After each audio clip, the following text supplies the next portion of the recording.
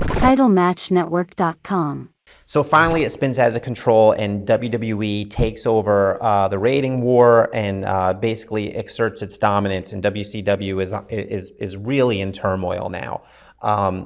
What are your thoughts at that point when the WWE had become so dominant? Stone Cold, the rise of The Rock, and everything that happened. Do you feel like you just want to ride out the contract? Are you happy in your job, or are you just there for the money? 2 months before they sold WCW to Vince and WWE, I just signed a new 3-year contract. Right. With Turner Sports. So did Bill Goldberg. I mean, my God, we were getting money long after they shut the doors and moved everything out. Sure. So did you feel when WCW finally did close its doors that closed the door in your career? On my career? Yeah, did you feel like you were ever going to be involved with the WWE again? No, I had every intention of going back with Vince. Right. And the time was right. No more WCW. Did you ever maintain any kind of contact with any of the upper echelons? Absolutely. Okay. So there was never any ill will towards you? Kevin Dunn and myself played golf this week. Okay. I mean back then, like when? Yes, but I mean I do still today, and we did back then. Okay, so there was never conversations all the time, and they were good.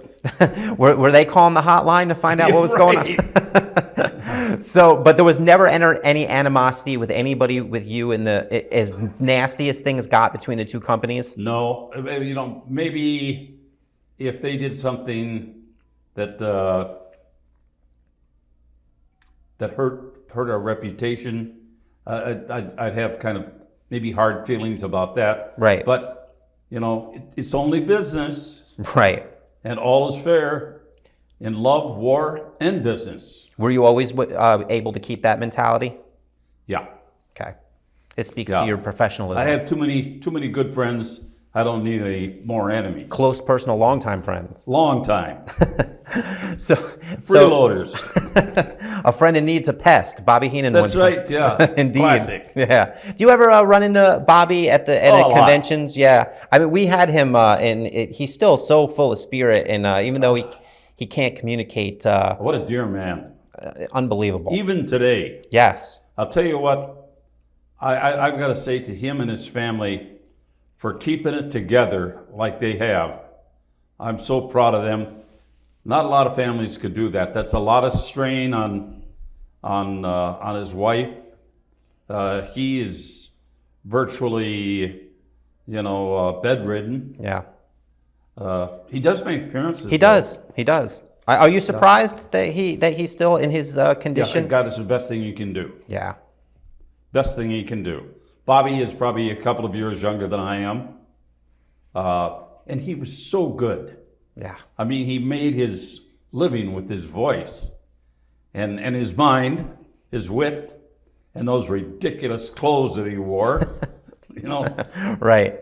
Was he your travel partner? Or did you travel? For a long time. And a pain in the ass. That must have been something. Oh, getting on a plane.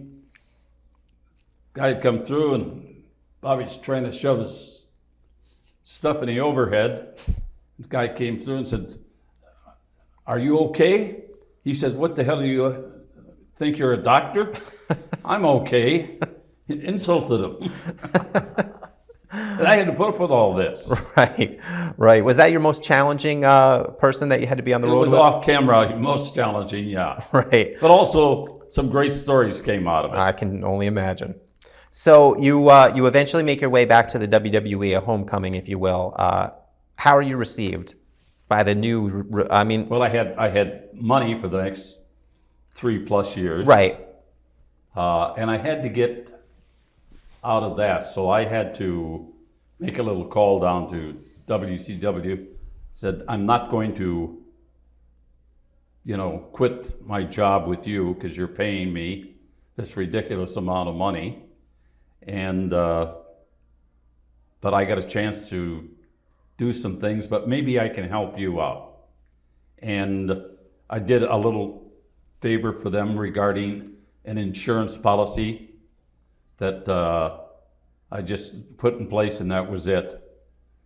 And the next thing I knew, I went back for WrestleMania 17 with Bobby. Right. And the Gimmick Battle Royal. Sure, the Gimmick Battle Royal. And shortly after that, I became the host of the 2-year run of Confidential.